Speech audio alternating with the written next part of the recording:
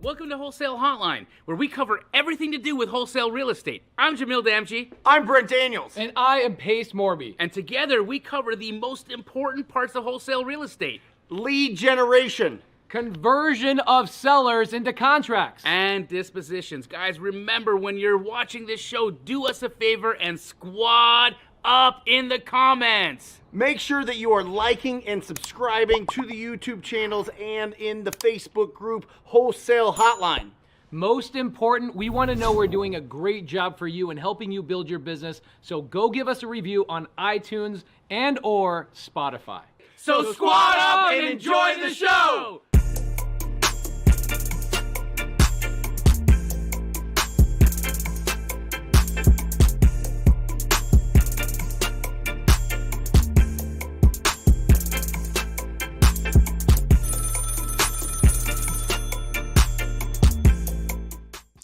Welcome to Wholesale Hotline number 149. I am Brent Daniels, joined by the incredible Pace Morby.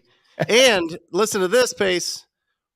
We've gone for 13,320 minutes of talking wholesale real estate, investing in real estate, creative finance, and building businesses, which I think leads perfectly into today's show because you are bringing on somebody that talks all about buying businesses, all about building businesses, and that is Codie Sanchez. And we're really, really, really excited to have her on here. She's absolutely incredible. She'll be joining us soon. But Pace, talk to me. How do you want this show to go down? Oh, I mean, everybody knows this, right? Everybody knows we'll have a couple thousand people tune in today. We'll have 150,000, 200,000 downloads for the month. Everybody knows that Codie Sanchez is one of the most articulate, charismatic, intelligent, smart as a whip type of human beings on the planet. And a bunch of my friends DM me. In fact, you asked me, you're like, dude, my previous social media organizer would have just fallen in love with me if I told them Codie Sanchez was coming on Wholesale Hotline tonight. So I think everybody's excited. We have a live audience with live questions in the side comments, a little bit different than most shows. I'm excited about having people have this amazing conversation. Should I go and buy a business or should I go and buy real estate? And she had this post with Ryan Pineda, who's been a good friend of ours for 6-7 years. In fact, Jamil and myself and Codie are speaking at Ryan Pineda's event in, 3 weeks or so in Vegas. And she had this amazing delivery about why real estate is not as good as business. And I want to talk about that tonight. She has amazing points. And so tonight we'll bring her on, have her say hi to everybody. And for the people who don't know her, who are under a freaking rock, there's a lot of things about Codie Sanchez that people don't know. Her origins. I didn't know 2 years ago when I found out about Codie, I didn't know she was from Arizona like you and I. She's an Arizona girl. And she has an amazing origin story about what she did for a living before she became a super badass on social media. So let's welcome to the show, Codie Sanchez. How you doing, Codie? Hey guys, what's going on? Thanks for having me. Welcome. This is exciting. We've had so many people reach out, Codie. We're going to have so much fun here. Thank you for joining us. Well, I'm excited about it. I'm back here blushing. Pace has been way too nice, giving me too much credit. Now it's all downhill from here. Codie, you're a badass. We appreciate you. Your delivery and how articulate you are. I'm friends with Layla Hermosi and Alex as well. And I'll DM Layla from time to time when we talk about you and we talk about social media a lot. And I don't think there's many people, if any, that I can even think of that do a better job on social media than you. You're unbelievable. Oh, thank you. Well, I learn a lot from them too. I know what's crazy is how small this world is. I think you were similar to me. Like before we were doing stuff on the internet, we were just investing and doing this in real life, not on the interwebs.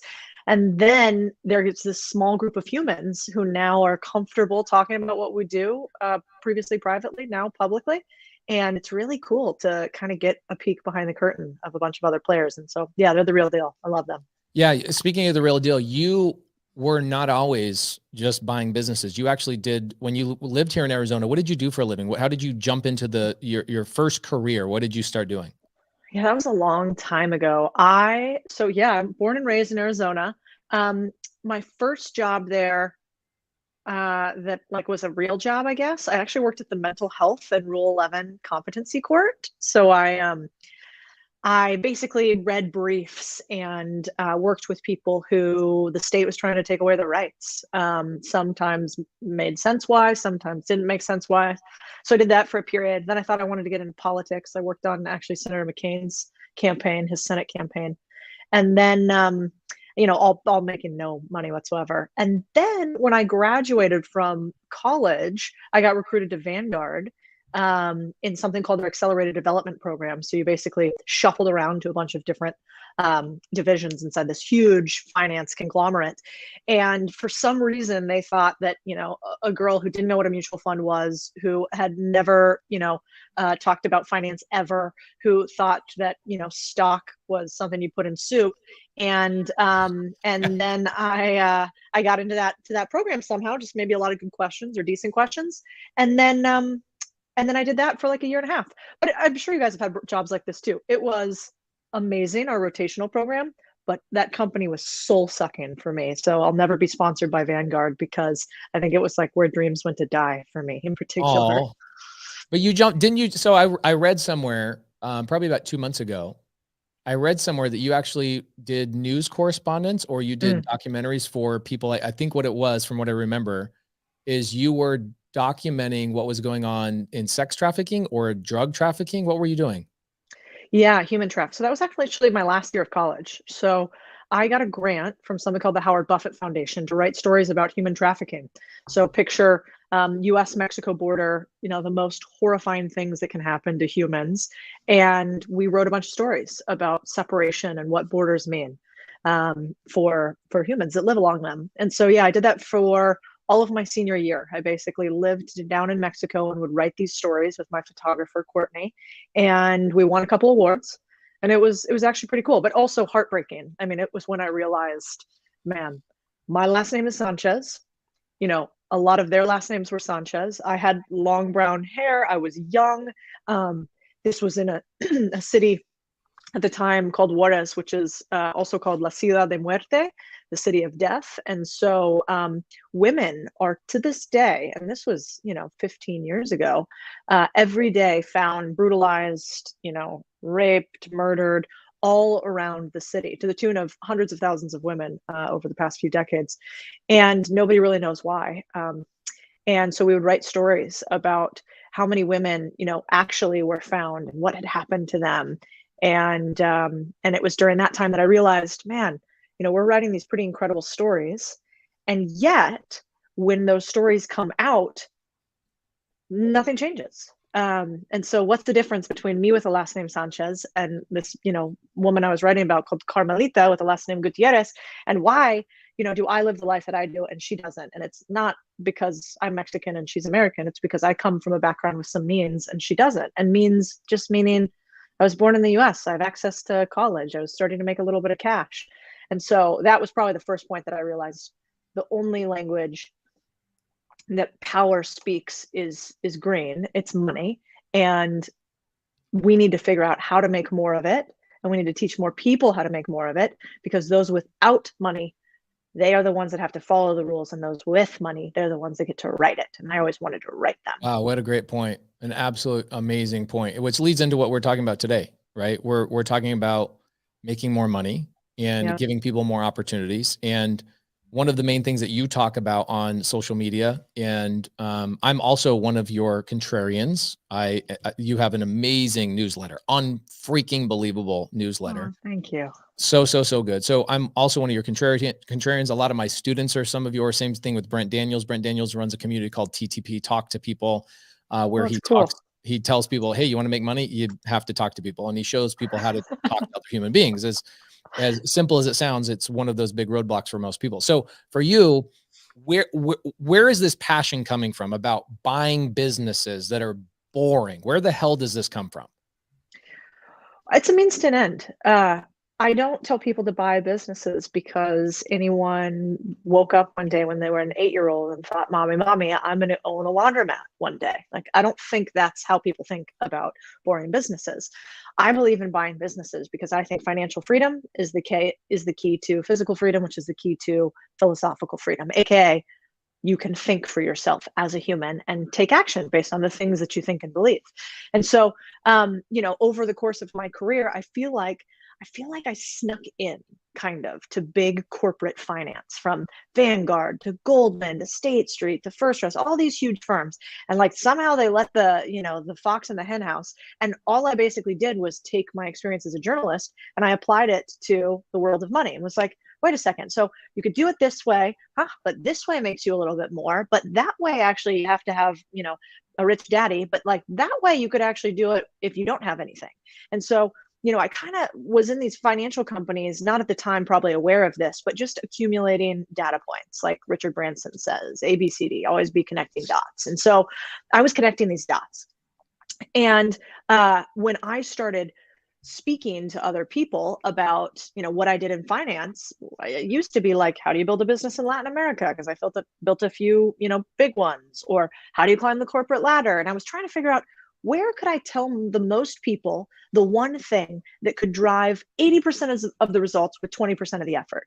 And I don't think it'll always be buying boring businesses, but I think today it is unequivocally hard assets, which I think you guys would agree with. And I think that we are in a generational wealth creation event with boring businesses in general. And oh, by the way, we just saw over the last 2 years what happens when we allow centralized government, centralized corporations, a few people to make all of the rules. And I like it a lot better when there's 3 million small businesses that they have to collect taxes from, as opposed to 500 Fortune 500 companies that they have to collect taxes from and can drive down regulations. And so that's why my passion comes from the fact that I think everybody should have access to capital, and that there's an abundant enough world where that could actually happen. And 2, I just want to get people there as fast as possible. So if tomorrow that's not boring businesses, then we'll figure that out. I love that. I love that you're not married to that one exact passion and it's a means to an end. Christina Solara, I know Christina Solara's situation from years ago. She wants to open up a mental health wellness center. It's one of her passions. And she says, I understand this far too much, too broke to even think for myself. I feel this. For anybody else that feels that way, you've felt that way, that you're too broke to feel for yourself. You're basically asking for somebody else to give you some sort of resource that you ultimately have to follow their rules. If you guys have felt that way, this is definitely a show for you. So Codie, a lot of people follow you and they learn the boring business game. My first question is, can somebody, let's say graduating from high school, graduating from college, I have lack of financial resources, or at least that I think of, right? Anything that I'm fully aware of. I'm not connected to those resources yet. I know they're out there, but I don't know how to connect to them yet. Can somebody graduating from high school or college, just kind of starting out, can they buy a boring business with little to no experience and little to no credit, if any credit at all? Yes, unequivocally, yes. Sometimes I feel like I'm like a hotline operator, like maybe because we're on the hotline show now, or like one of those late night, like, you too can buy a small business for $0 to no dollars down. Like, it's like, it feels gross somehow. But the reason that I tell people that is not because I give a fuck if you buy a small business or not. Like, at the end of the day, quite honestly, you're in charge of you. I can't really make a material difference on your life unless you take action yourself. And I'll be fine. I'll buy more businesses, and I'll buy the businesses that nobody else is buying them at lower valuations than if I go around telling everybody they should buy businesses and then raising the multiples of them, right? So like, it's actually a negative incentive for me to go and tell people about these businesses that I buy. Every time I do, I decrease the arbitrage window, meaning the businesses become more expensive because more people are able to do this thing. Why would I do that? Now, sure, we have an education business. We have courses on this. We have masterminds. I have a book coming out on it. So there's that side of the coin. But as to now, I make way more doing deals than I do running our education business. Maybe at some point that'll flip, but it would take a couple more zeros. And I think that my point that I press on people and why I tell them that you can do this is similar to how you guys talk about real estate. I think there are businesses, I call them gateway drugs to business, but there are businesses that are just the starting point. So buying a business, think about this. A business is this amorphous thing that has no real data points to it. A business could be something that makes $0 that costs you $0 to buy. And a business could be something that's hundreds of billions of dollars. And in between the two is a world of opportunity to meet every single person where they are. So if you're a high school student, you could buy a business that is a vending machine route.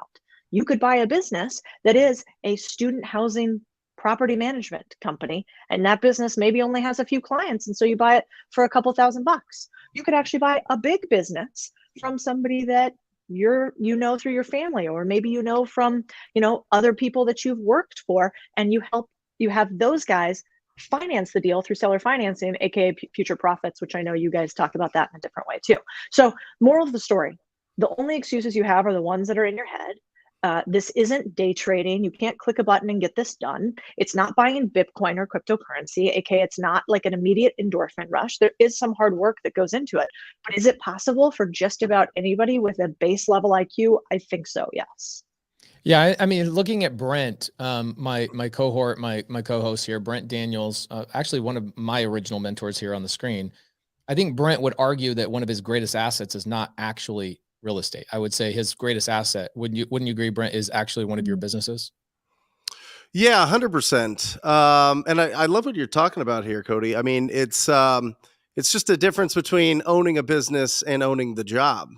You know what I'm saying? And the attention that goes in to owning your own business is what I think people need to be prepared for and have some experience. I mean, you got to start somewhere, right? You got to start. I've never had a job, Codie, so I don't know. I've always been in this world. So I think that, buying an existing business is an interesting idea. As long as it's something that you think that has the potential to really, really grow. I think that real estate has the potential for so many different avenues that I think we can get into, but my business is real estate. I mean, it's not a either or. It's not, passive income versus active income or anything like that. It is my business. That's where I get my income from, although I don't work in it on a day-to-day basis. So we can get into that too. Yeah, it's an interesting world. Like your interview with Ryan Pineda, so good. And your points, 100%. I agree with 100%.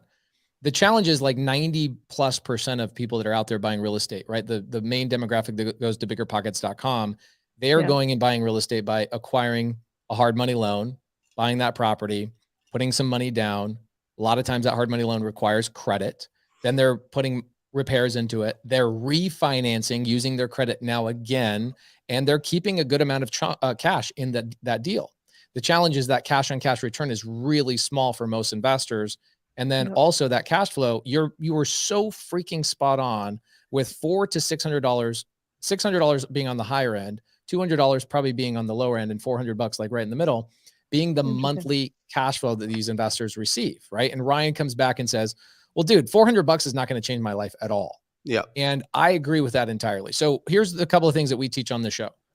The main thing we teach is we teach wholesaling real estate, which is how do I get the contract? It's kind of like you guys could do the same thing. It's like business brokers, right? It's like somebody goes out and finds a distressed seller, maybe distressed, maybe not, a seller that has motive, a motivation to sell their property or their business.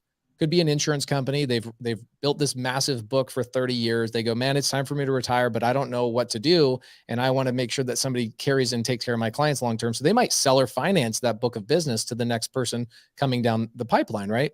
Amazing. Yep. You could go get that business under contract, I imagine. I've never wholesaled a business, but I'm wondering, could I get a business under contract and assign that contract and the rights to that contract to an actual business owner that wants to operate that? Or is that not really how it's done?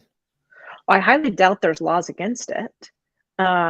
So I think that means that you probably could do it. I don't see any that wouldn't be, unless that transfer of a business in that way could be considered a security, in which case we could get into, typical licensing issues. So I don't know from a legal perspective. My gut would say you probably can. Check with your local attorney, since I don't play one on the internet. But I think I think your point is really clear. I mean, I have one student who went through our stuff, and his name's Lloyd, and he basically bought a couple laundromats, and I use laundromats just because they're base case easy. Same way that I'm sure you guys use some lower end, sub 2 properties to explain, hey, you can do it with not this much money. But then I have a friend that, did wholesale on a $20 million, commercial real estate deal, right? Yep. So like you got the spectrum, right? but I use laundromats because they're easy. So anyway, Lloyd bought a couple laundromats, and but then Lloyd decided that he wanted to go and be a business broker. So now that's what he does. And the thing that's different, this is my dog Babar, about Babar, like the wholesaling. elephant? Yeah. Oh, you Babar. know, you're like Great the same cartoon. age. Yeah. I love we're it. the same age group. Yeah, he's the opposite of an elephant. The difference, I think, is you don't have to be licensed in order to be a real estate or in order to be a business broker at all. Typically, actually, I don't know anywhere where you need to do that unless you're going to do, investment banking offerings. And so, so I think you can do the exact same thing. But in my particular opinion, one of the most interesting things about being a business broker and why Lloyd ended up doing it is because you get to see all the deals. And so the best business brokers. The first thing that popped in my head, I'm like, he's not the dude. He's not the dude throwing his fishing line in the river. He's the dude in the river with the net. Mm-hmm. Like he gets to stand there and catch all the fish and turn the ones down that he doesn't want. He basically gets to cherry pick. 100%. Yeah. So I know a lot of people who do a lot of deals and decide to be business brokers. Okay. I just learned something new, by the way. I did not know you could be a business broker without being licensed. That's pretty amazing. Yeah, no, it's very different than real estate. Again, I think buying businesses is like where buying real estate was. I mean, let's see, Zillow, Redfin. When did MLS come on board? Like the 90s? Yeah. Probably. Late 80s, yeah. Late 80s, 90s. Okay, yeah. So that's exactly. So we're about 20 to 25 years behind real estate in buying small businesses. There's no good centralized databases. There's no good marketplaces. There's no certifications and regulations for it. It's a completely untapped market still to this date. But I think we will catch up. And over the next 20 years, it will eventually be as easy to buy small businesses as real estate, I think. So one of the biggest opportunities that pops in my mind is immediately, how do you create essentially, I know there's buy, biz, sell and some other things like that, but they're not quite to a point where MLS is, right? MLS for us in real estate. I'm not licensed real estate agent. Brent, are you licensed? Oh yeah. He carries his license in his biceps. That's how you could tell. That's it. Yeah. Look at those bad boys.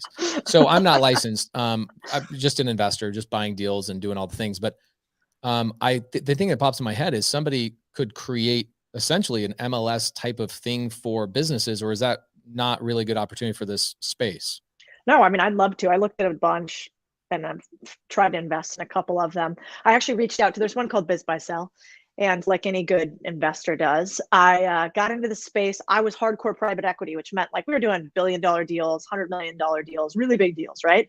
And then I started buying these things on the side for myself. And when I found Biz Buy Sell, which is the largest third-party business selling site online, I was like, this place is a piece of shit. Like, this is a terrible software. UI, UX is awful. Data's corrupt. But man, the traffic numbers are huge.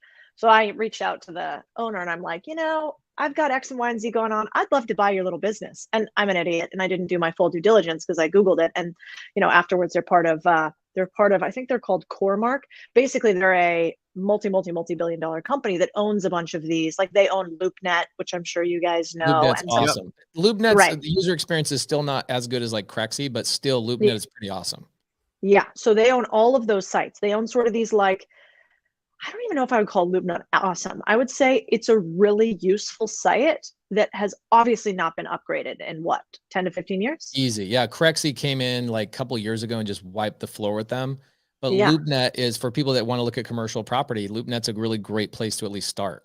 That's exactly the same with Biz Buy Sell. So I would love to own one of these or start one. The only issue is it's all about really inputting of data. You'd have to have some relatively sophisticated systems because you guys have been to small businesses. When was the last time you talked to your landscaper and they had automated text and subscription services and clean QuickBooks? Like no chance, right? And small businesses don't have the same systemization as real estate. We're like, nope, that house was worth that. It's not worth more or less because of the branding or the whatever. It's relatively commoditized. And so we've got to figure that out in business. Honestly, Codie, that's one of the things that scares me the most. So I've owned, and I'm going to come to you and say, this is why I don't love the idea of buying a business. And I need you to convince me otherwise, if that's okay. Great. So I've had thousands of employees. I consider myself a pretty decent business owner. We currently do close to $100 million a year between 9 different businesses. and about amazing. 700 different employees, most of them stateside, a good amount of them in the Philippines as well. Full-time W-2 employees, not like we're outsourcing to a virtual assistant company, but full-time. And we own a fund. We have about $300 million in real estate, which, you know, we're just a small budding company at least in our goals, right? We want to be at 12 million or 12 billion under management in the next 10 years. That's amazing.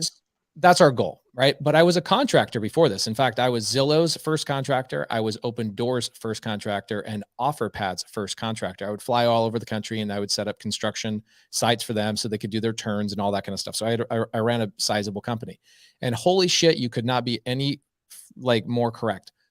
Contractors, especially blue collar workers, they're so busy driving truck or visiting sites that the last thing they freaking do is update their QuickBooks, right? Yep. They're not going to automate anything. They're not going to do a subscription service. So I love all of those things that provide opportunities. If I took over a landscape company's business, I could clean it up incredibly easy, add a few things, a couple of bells and whistles, and triple the valuation of that company really quickly. Yep. However, what I'm fearful of is I'm fearful of adopting other people's dead bodies, right? Because in a business, there's all these dead bodies that are essentially buried along the way. Could be HR issues, could be whatever else. And so for me, I do love the allure of saying, oh, I built a construction company that was doing $25 million a year, not doing billion-dollar deals like you, but 25 million is pretty decent. It's great. But I know that I had a lot of bodies buried. Right. And I had to fight through that and become a different person in order to go back and clean all these things up and fix all this stuff. It took years and years and years. So for me, your argument of, dude, just buy a business, cut the line, like get the fast pass to Disney, go right to the front of the line and let somebody else wait in line for 10 years and build this business that you can take over. I love all of that. What I am fearful of is uncovering other people's dead bodies in their business. So how do I avoid, if I go out and buy a business, and I'm sure guys, we're going to cover a lot of fun stuff. I see a ton of questions, well over 1,000 people watching right now. So thank you so much again, Codie, for coming. But totally, we'll cover like, where do I go find a business? What are your like top 5 businesses? Where can people find you? I am a contrarian, guys. Her shit is unbelievable. This lady. Explain what contrarian is, Pace. The I opposite. don't want you to feel like you're fighting her. You know what I mean? Like, yeah, I naturally want to fight. No. Contrarian is your brain. No, I mean, explain it. So we'll get into all that. But my thing is, Codie, most people look at a business the way I used to look at apartment buildings. I would drive by them and it would have this daunting anxiety would just flood my body of like, I can't handle something like that. Mm-hmm. Is a business less scary than I'm making it out to be? I think it's really good to have a healthy respect of any first deal that you do. And so like the first time somebody buys a piece of real estate, I don't think you should go and buy the fixer upper actually, because when did a piece of real estate when did a fixer upper ever come in under budget and faster than you anticipated? Literally not one time. I've done 7,000 renovations and I can attest to that 0% of the time it comes in on budget or on time. Yeah, ever. So you don't want to buy the ugly house on the block in business buying either. What you actually want to do is you want to go and you want to find the businesses that are chugging right along. These aren't businesses that have a lot of volatility in them. These aren't businesses that have hyper growth periods in them. Your first business, I talk about, you should buy like a bond, not like a stock. You buy a bond because you want a coupon to get sent to you in the mail, aka some cash, right? You buy a stock because you're like, I think it's valued. It's a little undervalued right here. They're going to do all this work and it's going to get real, it's going to become a lot better. So for like, not you, but let's say somebody out there listening who hasn't done this before, I'd say you want to buy a very consistent, easy business. And you want to do it where you have an unfair advantage. So we could talk about, there's 2 ways to buy businesses. One way to buy a business is probably how you guys talk about like people buying real estate that don't have an unfair advantage. So it's like, okay, we'll teach you how to go find these businesses and talk to the business owners. We'll teach you, what types of businesses are good, bad, or otherwise. We'll talk to you about how to look at the financials, the tax returns, and make sure that you're actually buying what you think you're buying. That's like hey, you don't have any unfair advantage, but you are going to go buy a business just because you want the cash flow. And then there's people like you. And so if I was telling myself to buy a business right now, the type of businesses that I buy today are going to be really different than what I would tell the average person. Same with you guys. What type of business should you two buy? Well, if I'm talking to Pace, I'm probably saying you should be buying media companies.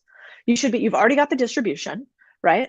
You saw Reese Witherspoon's deal with licensing rights to Hello Gangster. Sunshine. Your Right? your breakdown of that was so succinct and unbelievable. I think it was Thanks. so good.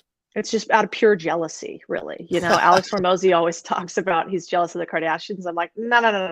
I don't want to have to do what they had to do to start that career. Like, I want Reese Witherspoon's segment. But so once you have an unfair advantage, you want to lay into that big. So anybody who's out there right now that has a business that's working, that has something that they're really good at, you're a great graphic designer, you've got a growing media company, you've got a huge real estate portfolio. You want to buy your competitors, you want to buy ancillary companies that you're already using, you're already familiar, you already know where their dead bodies are. Because let's say that advertising company that you guys use that does all of your PPC for ad buys, you're already paying them $1 million a year, right? You see that on your P&L right now.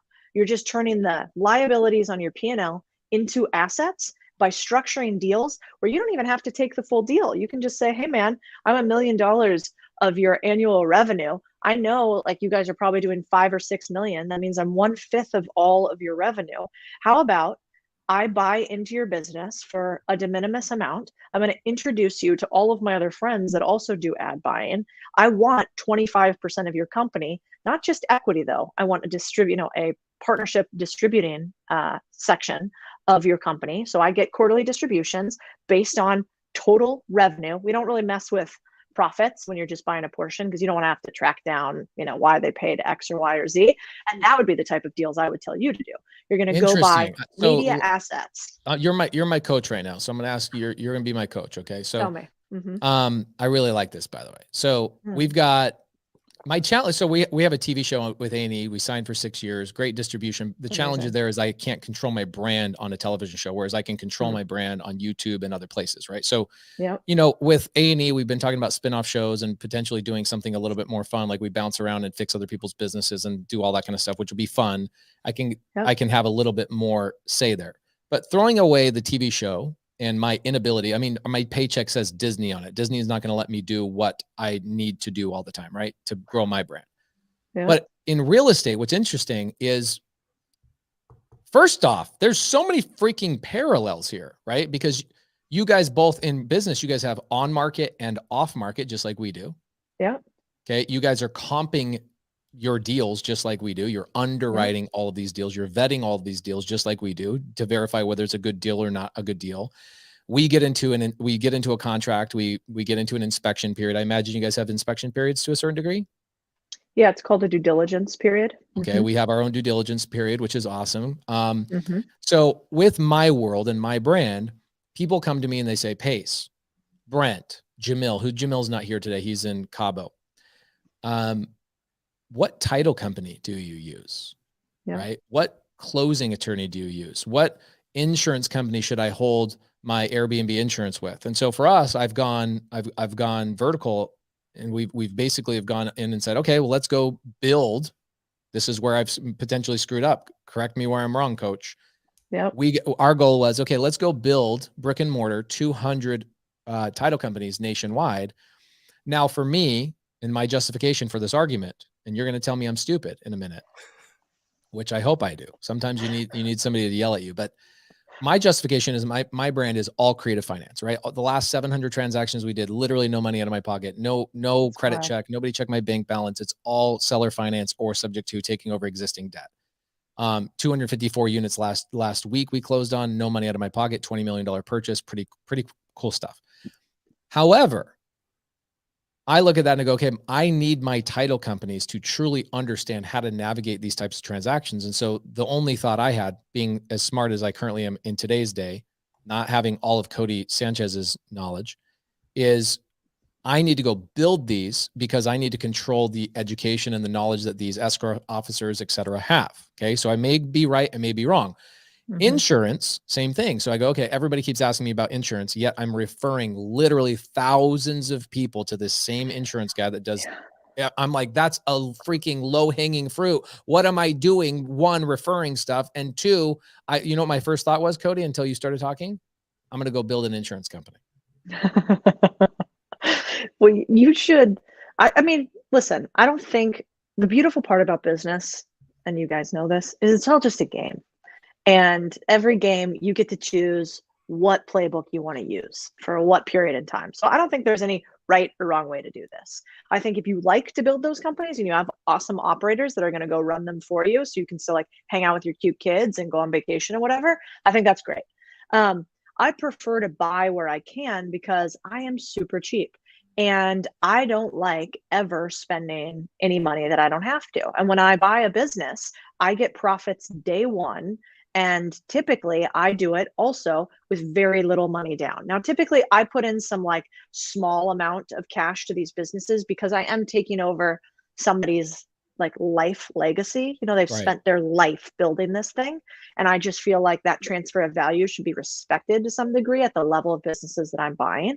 But So still, to typically, that point, right, Codie, you could still bring in a partner that brings in that capital with you, right? You bring the deal, they bring the capital, or you could even bring in a private money lender that maybe bridges that capital for you for 24 months or 36 months, right? Something like that. So you essentially could be into these deals that you're talking about, no money out of Codie's pocket.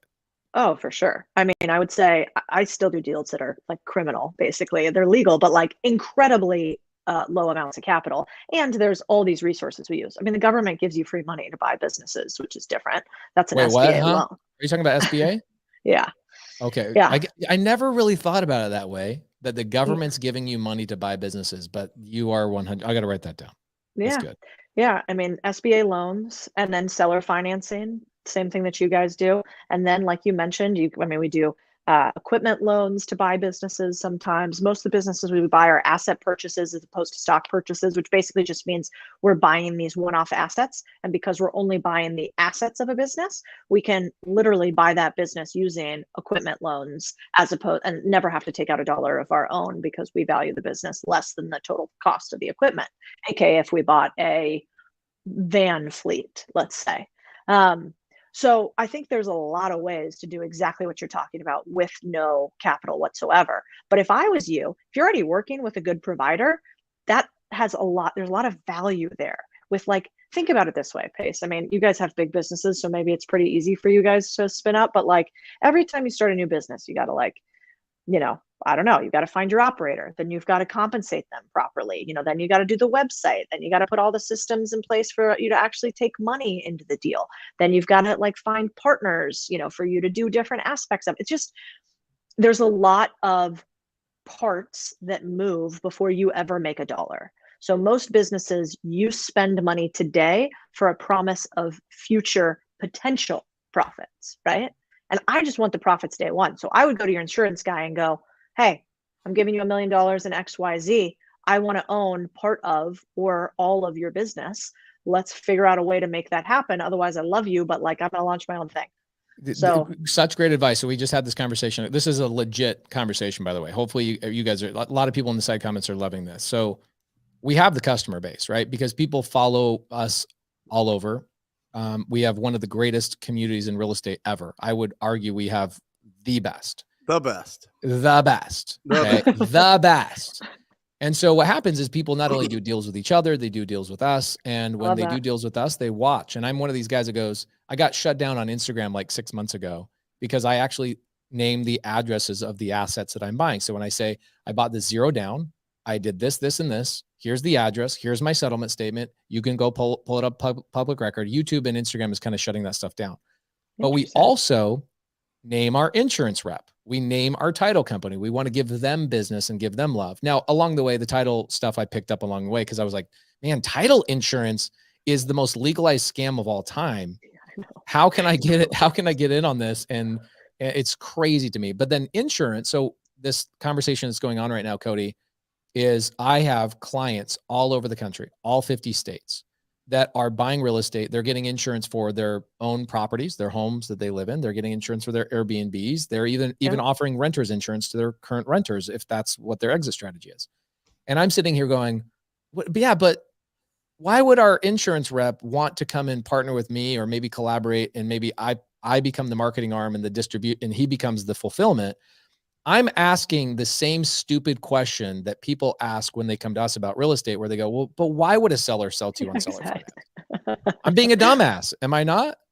Yeah, but it's also just, I mean, I say all this stuff, and do I have $1 billion of assets in businesses? No, and I should, with how much I talk about this and tell other people to do it. So I think it's really standard for even just you talking about this right now. I'm like, God, why haven't I bought one of those marketplaces yet in business buying? And why haven't I figured that out yet? So I think that's just, again, levels to the game, totally normal. For most people listening, they just want to start their first one. But that's the cool thing about this is it's buying businesses is probably just as addictive, if not more so, than real estate, because you know you get an opportunity to peek into all of these worlds. I've done hundreds of deals now, which is a lot in buying businesses. You guys have crushed it though from a real estate perspective. You've done way more deals, but now I really know. I mean, if you were like, Codie, talk to me about the margins on cannabis dispensaries in Portland, Oregon, I'd be like, yeah, actually, I know a thing or two about that. And if you said, like, what type of business should we do going between, I don't know, Amazon FBA and CPG and,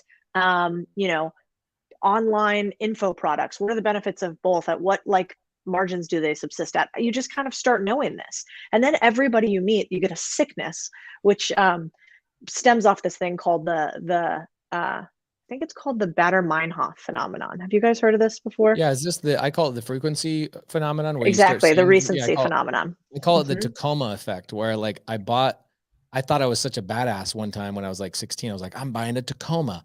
You can all kiss my ass. Nobody has a Tacoma. And then I started driving to Tacoma. I'm like, where did all these Tacomas come from? All of a sudden. Exactly right. That's exactly right. What It's the same thing with buying businesses. There's the technical thing for it. What's it called? The technical term is called the Bader-Meinhof phenomenon. Okay. I believe named after the scientist who figured this thing out. But basically just that, our brains are wired to not be able to deal with all the inputs, and our brain has to decide at what point is something here going to be material enough to kill me or for it to become really important. And once you obsess over your Tacomas so much, your brain starts to think, a Tacoma must mean danger or food. And so I'm going to notice them a lot more. And that's the same thing that happens with buying a business. So now every time you talk to your accountant, you're going to be like, why am I paying you so much money to do the accounting on all these businesses and I get no skin in the game? And this is where I like to think about this a bit, because I actually don't think everybody should buy an entire business and run an entire business. I don't think that's going to make everybody happy. My mom would not be happier if she owned individual businesses. She's good. But I do think that my mom would be happier if she had skin in the game to a few things that she felt like she had ownership to in her community. And so one of the benefits, I think, to buying businesses is, even if people listen to this and they're like, I don't want to buy 37 businesses, you should at least negotiate the job that you have to have some skin in the game for it. Or you should at least figure out how to get a little stock or equity in some of these smaller businesses. Pause on that, because I think that there's a lot of people in this audience and people that will download this in the future. I also think, Pace, we're talking way up here, bro. We're talking. I got it. Let's bring this back real quick. So Codie, we go out, we drive on the streets, we find an ugly house, right? Yeah. And we either knock on their door or we call them, and we see if they want to sell that property, right? And then what we do is we put that property under contract. We sell that contract to somebody, like you mentioned, a few steps ahead of us in the game, right? They have the money to do it. They do it. Now we get $15,000 on average every time that we do that. We then build up a business that does that, and then we buy really good real estate in really good areas that we can keep forever, because real estate isn't something like a business that kind of has a shelf life, if we're being honest. With most of them going out of business in the first 15 years, we're talking real estate that goes on for 70 to 100 years, which is fantastic. But going back to what you're doing is, are you finding those distressed business owners, like we find distressed property owners, and you're reaching out to them, and that's where you find the best opportunities where you could walk in with profit day one? Or are you just going, hey, listen, I know these type of businesses so well, this one here is the one that I want to cherry pick. It's got great crew, it's got a great operator, it's got everything good, it just has somebody that doesn't want to run it anymore because they're tired, or they want to move on with their life, or they want you to have it, and they want a little slice from like an owner finance type situation. Because what you do and what we do is very, very, very similar, extremely similar when it comes to, going and finding good opportunities and either getting owner finance to get that cash flow, or finding that opportunity and selling that opportunity to somebody else. Yeah. First of all, it's cool. Yeah, we should do like some event sometime where we try to get people to buy businesses and real estate, and we see if everybody can like get it done in a weekend together or something. That'd For be fun. That sure. would be sick. Without a Yeah. doubt. I would love to call up a business owner and start working that deal. And you go, you know what? You could sell it to my friend over here who buys all those businesses. I bet you could sell that for $5,000 today. You know what I mean? Just put together the whole deal, negotiate it. He's like, you know, if I can walk in with these terms, great. And I work my way into it. And oh my gosh, we could do that all day long. That would be Yeah, fantastic. that'd be fun. Yeah, that'd be we got to experiment with that. I want to do more stuff where we show behind the scenes how we actually do the stuff. At first, Yes. a lot of the stuff we talked about was like, hey, this is an option. I swear, look, like here's how to, and now I think it's like, okay, now what does it look like for you? And so the next iteration of what we do on YouTube and what we do in the newsletter and stuff is going to be show, don't tell.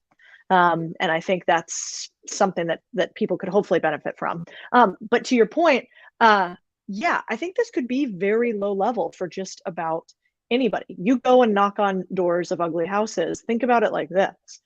There are right now in the US, 12 million small businesses for sale. The average small business doesn't sell for a year. So just imagine that for a moment. There's 12 houses on a street. 11 of the 12 houses inside of a year will not sell. Like, when have you guys ever been, except maybe in like Detroit on a bad neighborhood, where you've seen 11 houses out of 12 all up for sale, but only one of them sells? Like, that would be wild, right? Yep. And yet that's the state of small businesses in the US, because we have the baby boomer generation retiring, which is the biggest small business owner generation that has ever existed. And this small business generation was eviscerated by COVID. They're tired, they're past retirement age. And oh, by the way, there is no generalized marketplace to buy businesses. So there's no demand for it. There's a ton of supply. And then I like to tell the story of my Uncle Eb, who was the man and was super smart and built a business up to $6 million plus in revenue, a plumbing business with his own two hands, like super blue collar guy. His family was sharecroppers, and he got sick. And and I was young at the time, so I didn't really realize what was happening. And what did he do with a business that did about $3 million in profit and $6 million in revenue? Did he sell it? No, he shut it down, because he had no idea that that was an asset that you could actually sell to somebody else. If one of his employees had come to him and been like, Eb, I've worked for you for 15 years. I'm the manager. I run this business. I want to buy it from you for $0, except I'll give you 50% of the profits for the next 5 years. Yes. That employee gets that business for $1.5 million in profit to himself a year. My Uncle Eb gets $1.5 million, but he's kicking it up. He's not doing anything. And worst comes to worst, my Uncle Eb goes, okay, cool, we'll do that deal, but I get to buy back the business, or I get to take back the business if at any point you don't actually pay me that $1.5 million within a year period. And the cool thing about buying businesses is there are no rules. There's no generalized terms. There's no crazy title company. There's basically anything you want to do in buying a business, you can do, because it's an unregulated market. And so that is the easy way to do it. Now, I would never, ever, ever, if anybody takes anything away from this, it's don't go and buy a shitty business for your first deal. And I know you go to like ugly houses and fix them up. I would not do that for buying a business, because to Pace's point, there could be dead bodies behind some of these businesses. Sure. And in fact, every small business has what's called hair on it. It's a hairy deal. And so what you have to be careful of is that your first deal isn't a bad deal. And that's why we work our way up size-wise, and we make sure that we buy businesses based on the money that they're making today, not like what we think they could do in the future. No. We don't do that. Can you do this if you don't have leadership skills? Like if you have a bunch of, and maybe this is just a question right to you, Codie, like if you have a bunch of businesses that you own, how do you make sure that your teams, the people that work in these businesses, follow your vision, and or not even that, just maybe follow their own vision, but that they're still doing stuff. They're still excited. They still want to do the work for you. There's not a tremendous amount of, turnover, which will really just, I mean, this is such a great question, because I see other people that say, hey, I want to go buy a business. And I'm like, you can't even tie your shoes straight and you want to go manage 30 employees. Like, what is such a great question, Brent? And some people get into that position and totally blow it, right? Because they think that they have to be like Steve Jobs, or some sort of dictator, and then squeeze the life and energy and love out of the business. You know what I mean? And then all of a sudden it just goes crazy because they loved the owner that was there. He's not the greatest owner, but he was so sweet, or she was so amazing, and she got him through these tough times, and now she's gone, and now you're stepping in. Like, how do you do this? Do you need leadership, 1, and 2? How do you do it? How do you manage all these things? One, it depends what types of business. I mean, let's say that you are self-aware enough to realize that you're not a very good leader. Well, then why don't you buy an online business where basically you have outsourced contractors that have very specific KPIs, or what I call rocks, because we use traction, specific things that they're responsible for, and you systematize the business. The answer to poor leadership is typically, if you're not high on inspiration and vision, then you need to be high on systems and processes. And so you can really offset the two. So, we have a couple people in our group that, like, they'll probably pretty much tell you that they just aren't people. They don't like people. They don't want to have employees. They don't want to talk to anybody all day. But what is one of the guys buying? One of the guys bought an affiliate website that has a lot of web traffic on it. And this affiliate website, he just hooked up a better affiliate marketing system, and he hooked up a series of content writers that all submit to a generalized website. They have systems and processes in it. And so he generates a ton of cash without ever talking to anybody.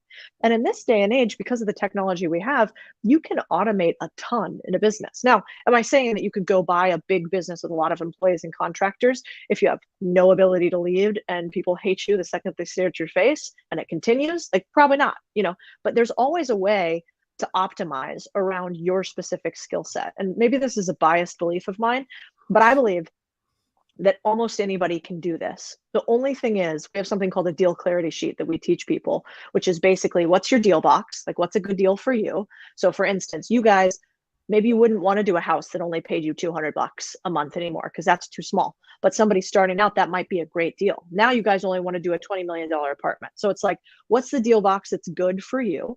And then what are you good at? So if I am a really good graphic designer, and like, all I really like to do is graphic design stuff, I don't want to manage people, I don't want to do, anything above and beyond that, then, maybe I want to buy some sort of tech platform that can help enable me to do more graphic design for people. And like, that's what I focus on. And so the biggest part of being successful in business buying is, first, you got to know yourself, and you got to know your skill set. But I think people severely underestimate themselves and their own capability.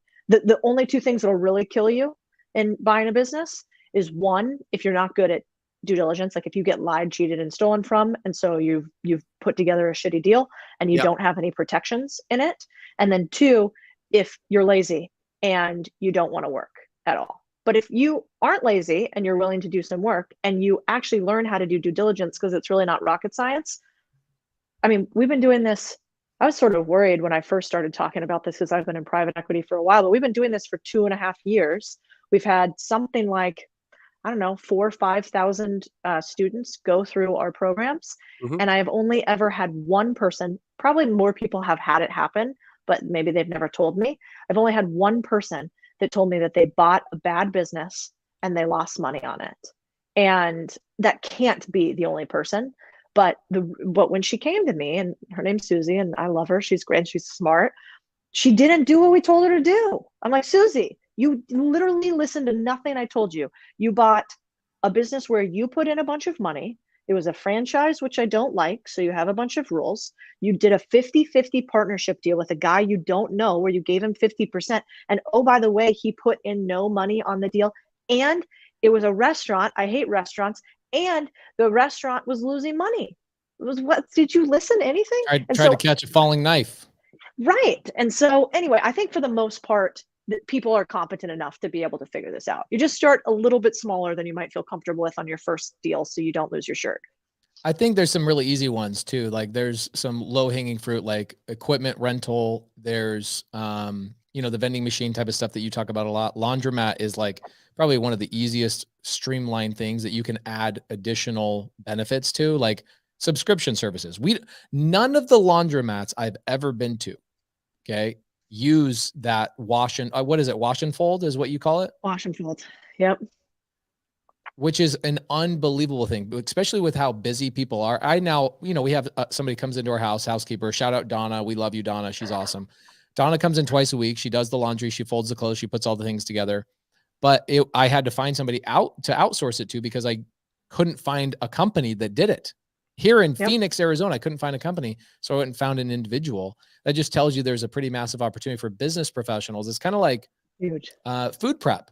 With people that are super busy CEO types, which there's thousands of us that are like, I need somebody to do this thing and never worry about it. So a wash and fold service would be a pretty easy one to do. And I don't think you have to be the most unbelievable leader to go and run a laundromat. Would you say that?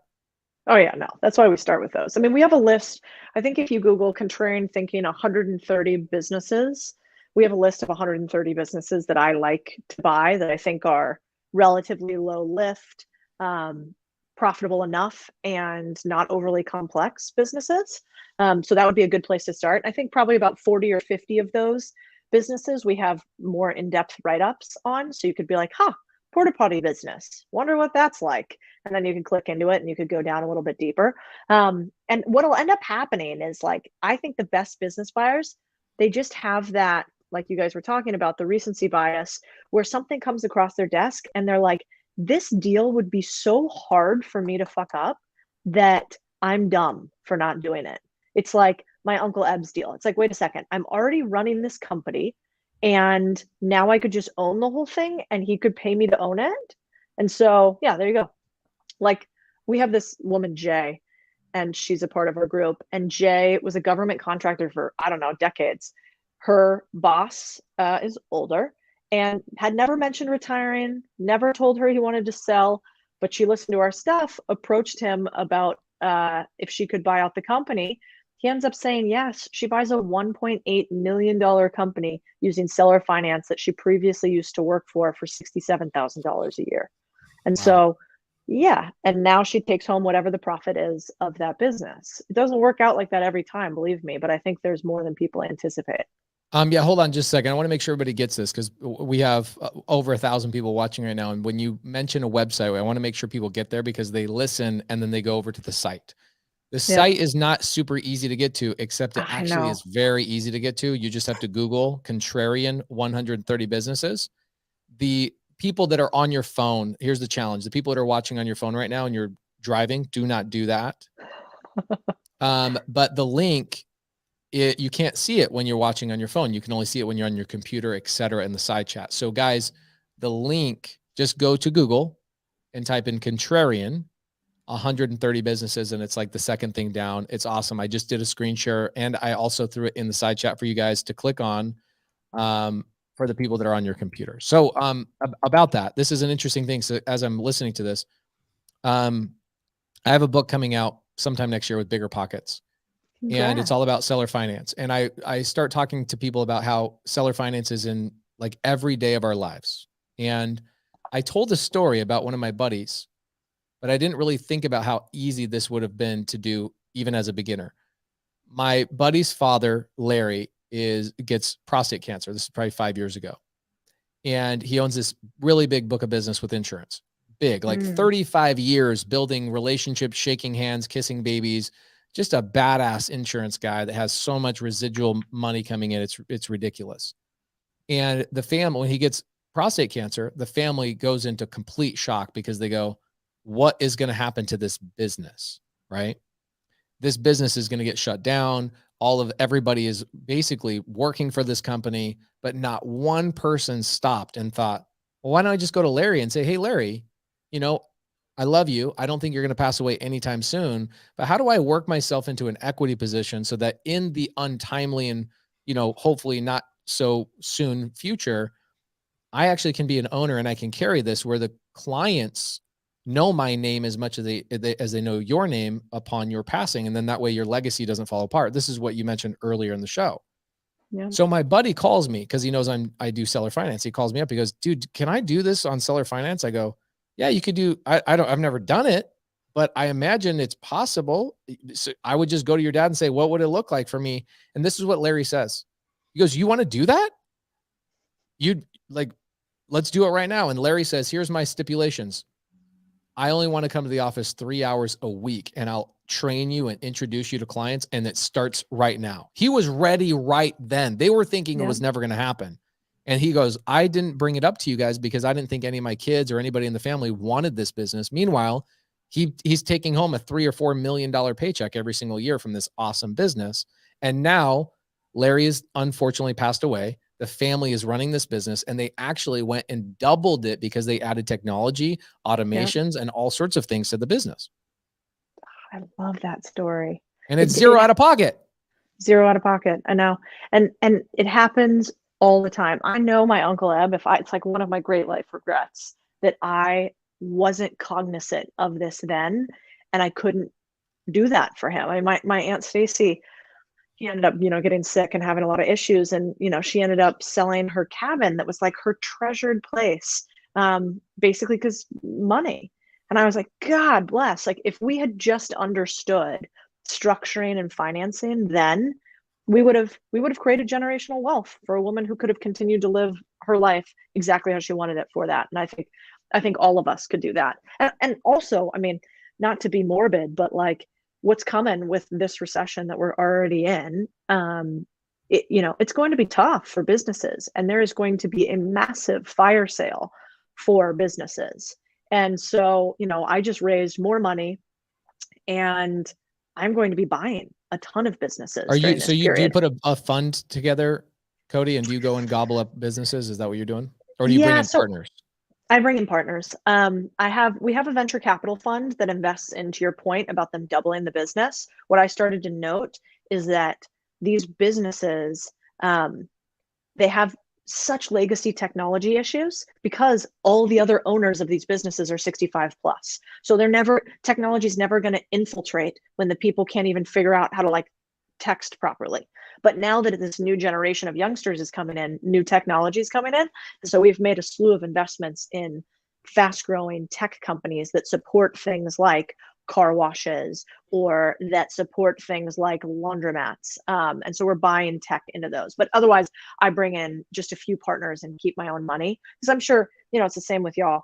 I had LPs, which is basically like having a ton of bosses. Those are investors for decades.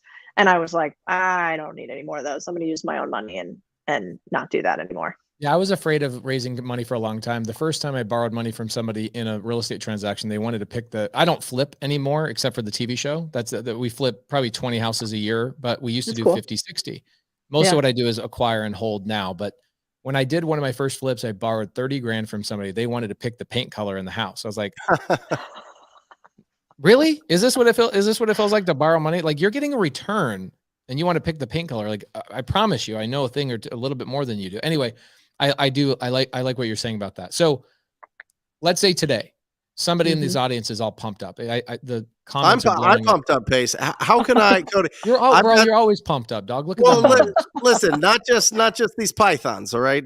Like my mind as well, okay, Pace? No, like Codie, I'm pumped. I want to buy some businesses, but I don't want to run them. I don't want my attention going towards these businesses because I want to keep it towards what I love to do every day, right? And so do I get an operator? Do I get somebody that's experienced with buying businesses? Do I start looking on a certain site to look for those type of things? You know what I mean?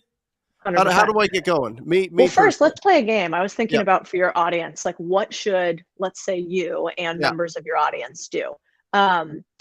One of my favorite businesses to buy right now that I'm actively acquiring is property management businesses. Yep. And the reason why is a couple fold. One, if you own a bunch of real estate, and I own some, but you guys definitely own more, you obviously know about the cyclicality of the real estate market, right? And so typically when it's a good time to, buy, people don't have capital. And when it's a good time to buy, typically you're making less money on the deals. And so anyway, I wanted something to offset some of the real estate holdings that we have. We have a decent amount of Airbnbs, we have short-term rentals, and anyway, and so property management, I was like, well, look at this. I'm paying some of these Airbnb property managers like 20-25% to manage my properties. And if, we have millions of dollars in these assets, that's millions of dollars that I am paying them. And so, so I started looking at property management businesses. So that's one of the ones that I really like to buy right now. When I do a deal, I start with having an operator in mind. You guys have such an unfair advantage. You have 1,000 people on here losing their mind on this show with all of you.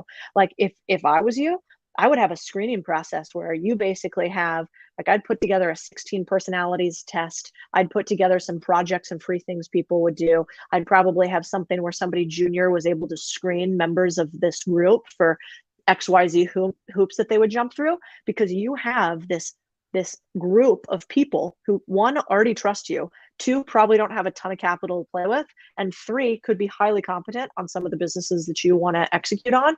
And I would be going to them for your operators. So I've done multiple deals with members of my community in the exact same way. You guys are going to operate all of it. You're going to execute on everything. I'm going to tell you how to do it. I'll probably bring you the deal. I'll finance it if we end up needing that, but you're going to do everything regarding that business. And then I'm going to make sure, and this is more technical, but we could get into it if you guys start doing deals this way. You just have to make sure that the terms are not fair for somebody who's coming in and getting their sweat equity with doing a deal like you guys. And I'll just say that to your audience right now. So there's going to be some unfair terms in the beginning. But what I tell all of my operators is, if you're good, like, you will buy as many Lamborghinis as you want to working with me. Like, because we will just do bigger and bigger and bigger deals. But your first deal is probably not going to be the biggest, and the terms are going to be really skewed towards me. There's no 50-50 deals. And then as you get bigger and you're crushing it, then I don't really care. Maybe you're taking 70% of a deal and I'm taking 30, and that's fine because you're a trusted member now. So that's how I would be doing deals. And in fact, I think we have a breakdown of like 3 businesses that I would buy during a recession. And I think that's at like contrarianthinking.co/recession. And one of them is property management. It'll break down how to buy a property management business, and then pack and ship. And then the third one, I can't remember what it is, but that could be useful pack and too. ship, Codie? This one's a fun little business. So you know how you go to UPS or FedEx and you send your stuff out, right? And you think the business is packaging stuff, getting packages back and forth sent, and that's where they make their money. Well, that's not really it, actually. It is a mini storage unit business is really what it is. The business is all those PO boxes that are on the wall. And so in a UPS or FedEx franchise, you can only have, I can't remember what the number is, but let's call it 200 per site. Well, my friend Lisa, when she showed me this business, she's in real estate too, Lisa Song Sutton. Yeah, I love Lisa. She's great. Okay. So Lisa and I have been friends for some time. And so she was like, here's the play. You, instead of putting in 200 mini mailboxes, you put in 1,000. And so the business that you own is really just trying to get as many PO boxes in there as possible, because each PO box pays you 20 or 30 bucks a month times 1,000 in like a 500 square foot location. The math gets pretty interesting pretty quickly. So if Lisa wasn't so busy doing 472 different things, I would tell her, scale this, brand them, scale them, put them in multiple locations, and do a roll-up based business in this space, because reoccurring revenue with subscriptions in that small of square footage with the type of margins you would have, that's just asking for a private equity company to come acquire you for 10x. Guess what I'm doing tomorrow? Yeah, this is what's funny. I tell people how to have anonymity in real estate. Like, your name should not be on any of your LLCs. You should have this and that. And even on my driver's license, it doesn't have my personal house. It has my PO box. Oh, and God, so I tell smart. people this all the time. Okay. It's like a pack and ship place. So everything goes there. People come and deliver things, not to my house. They go somewhere else. And I have probably sent, I don't know, a good 3,000-4,000 people to go sign up with UPS store. And I never thought about replacing my expense with an income of just going, and I'm in real estate. I could go buy somebody else's, I could go build that business in 2 days, literally 2 days. Yeah.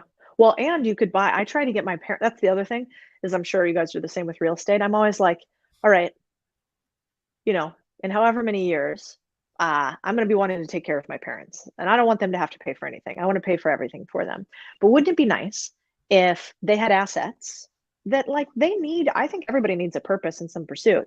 But if they had low lift assets that they could be involved with, but that could be in their names. And so I was trying to talk my parents in Arizona to I will buy you a couple pack and ships, or we can start with one.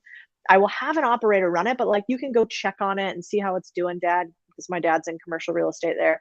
And my dad is just of that generation. He's an immigrant, came from nothing. And he, despite being in real estate, has only, I think, ever owned 2 pieces of real estate his whole life, and just is like super risk averse, just does huge complex transactions, helps me when I do them, but just doesn't like to take the risk. I can't get him over that barrier, right? He paid off his entire mortgage. And he's like so proud of that. And I'm like, God, this is such a bad idea. Like with interest, you had a mortgage at 2.5% and you paid it off. What? Oh, right.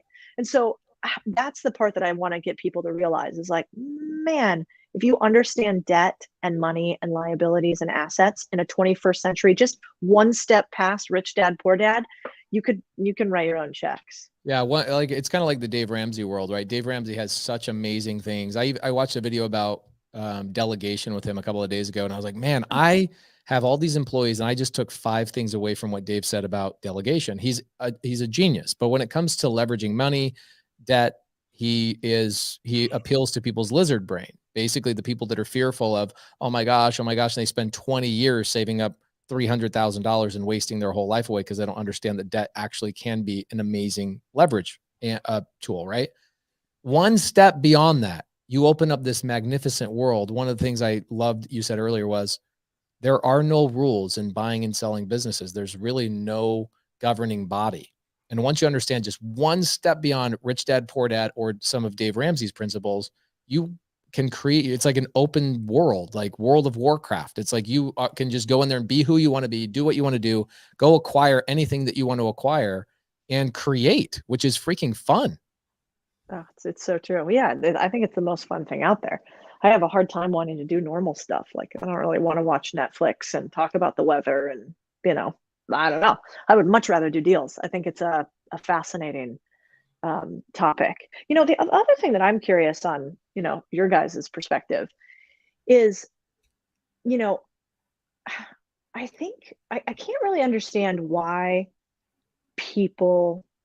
I wish I could figure out how to get people past the fear. It's not my specialty at all. My specialty is like, I'm really good at the tactics and I've actually done this stuff. So if people are one step past fear, then I can take them and get them to buy a business and change their life and make millions and all that jazz.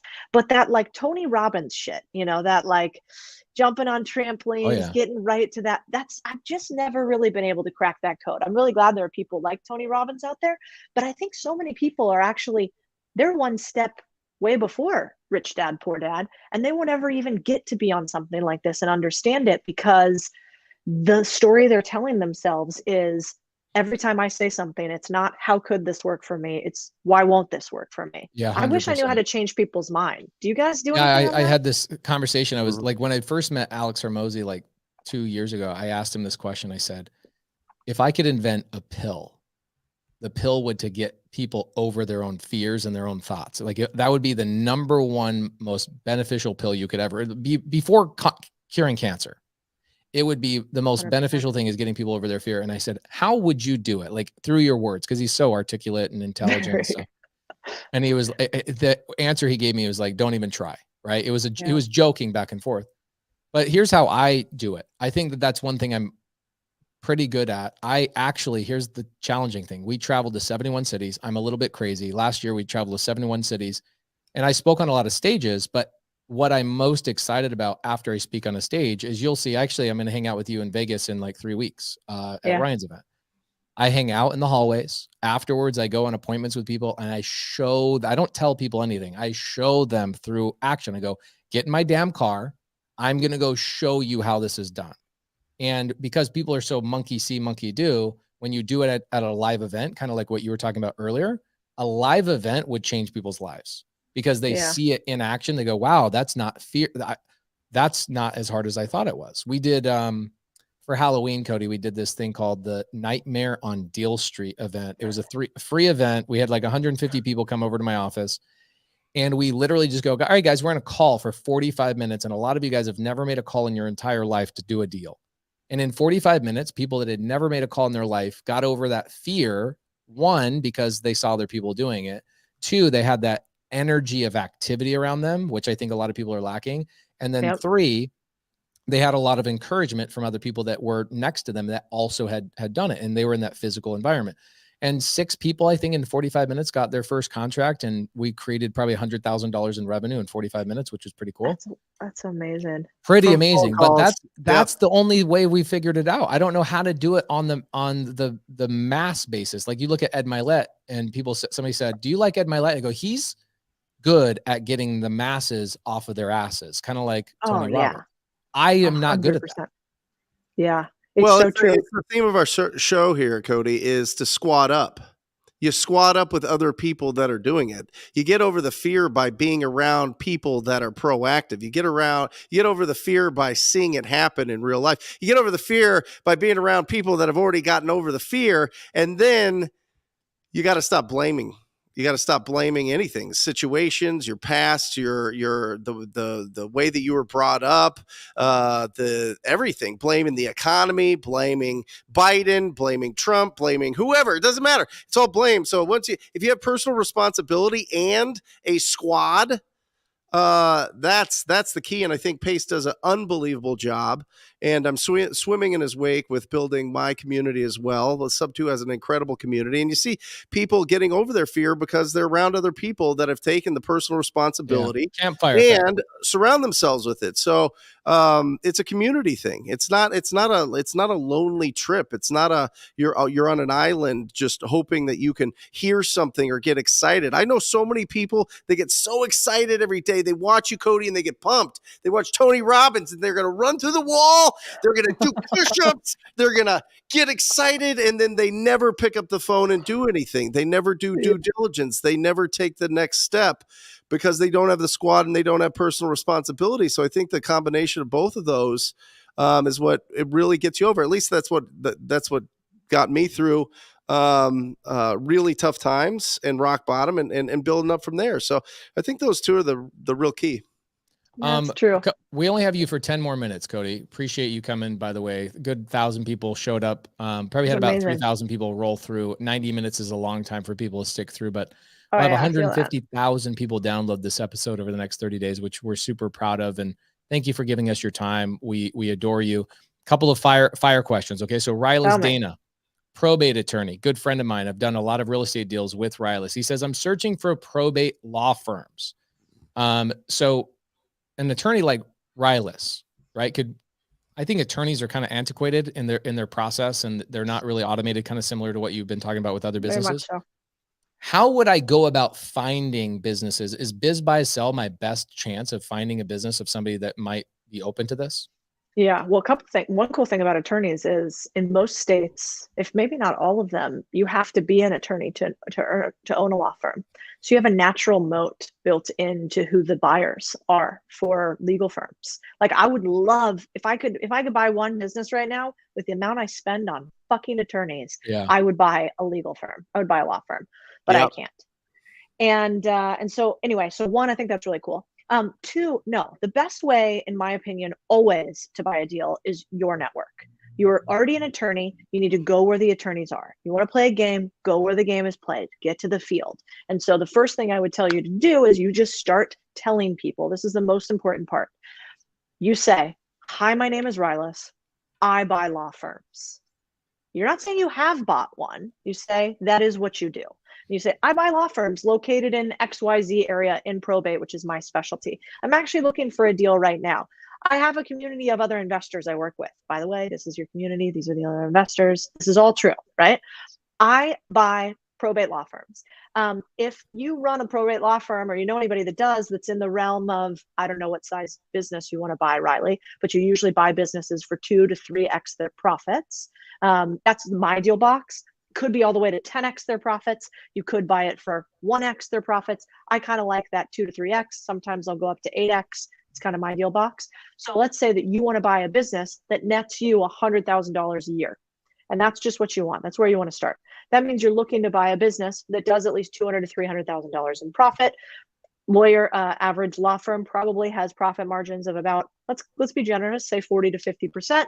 So let's say you're looking for a law firm that does anywhere from $400,000 to $800,000 in revenue. That's how you backdoor your deal box. So you say, okay, I buy probate law firms located in Phoenix, Arizona, because that's my specialty, that are anywhere from $400,000 to $1 million, $400,000 to $1 million in revenue.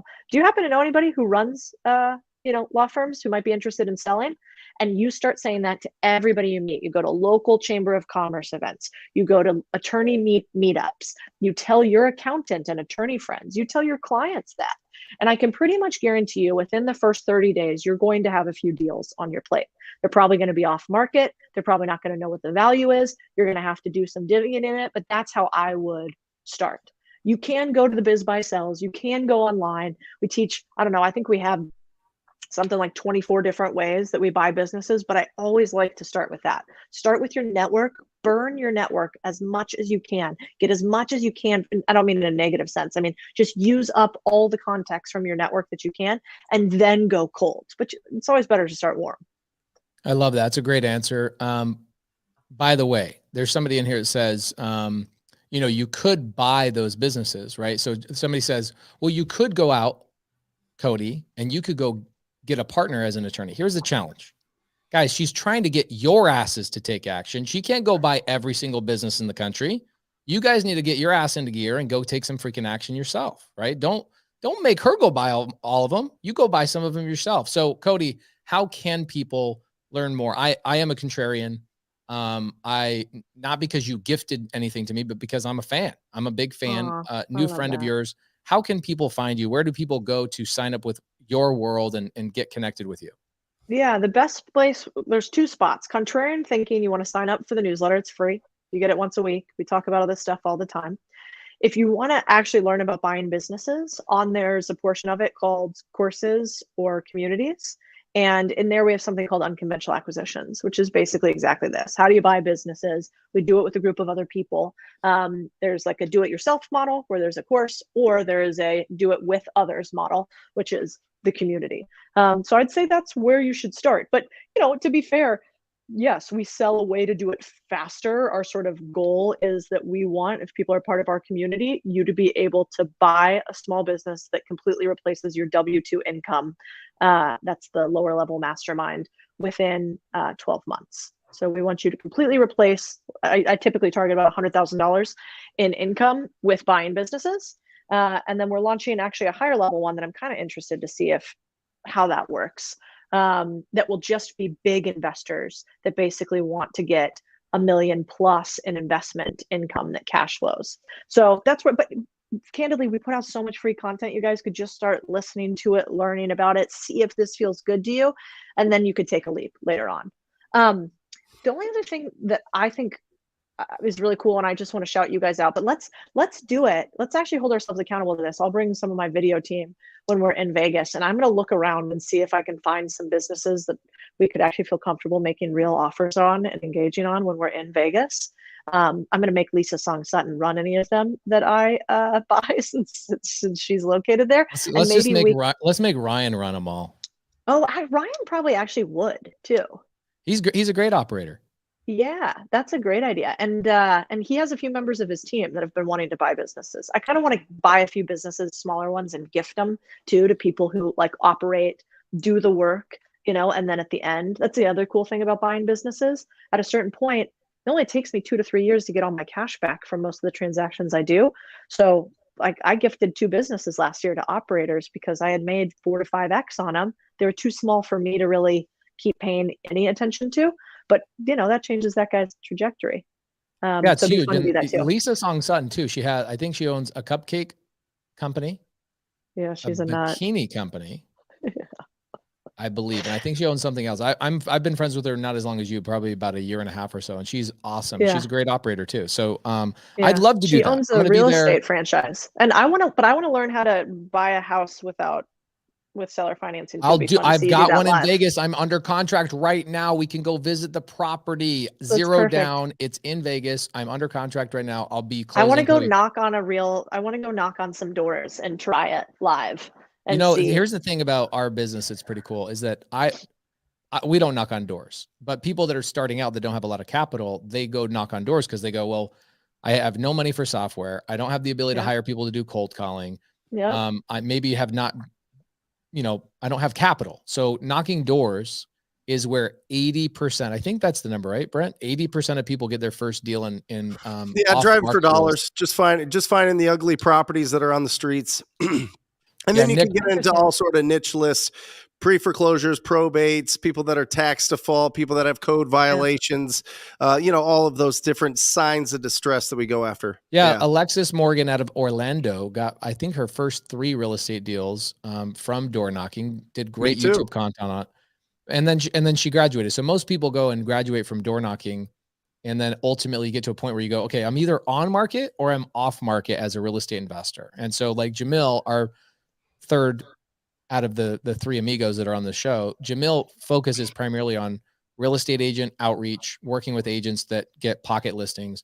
I go direct to seller or I work with brokers, and Brent is direct to seller. You're direct to seller primarily, right? You're cold calling primarily. That and referrals. Yep. That and referrals. That's so great. For us, we love looking for off-market deals. Codie, I'd love to do something with you. Jamil, myself are going to be there. A handful of our buddies are going to be there in Vegas for probably 5-6 days. If opportunity presents itself, I would love to take you to the house that I'm buying with no money out of my pocket, subject to, and I'd love to go look for some businesses with you. Codie, it goes bananas. We get people on the phones making calls, talking to real people, like live. We're just kind of circling them, getting everybody excited. We ring the victory bell. We go bananas. It's just absolutely, it's exciting. I would love, I would love to do it with business owners. Call up business owners and see, when do you plan on selling this business? And just listen to them.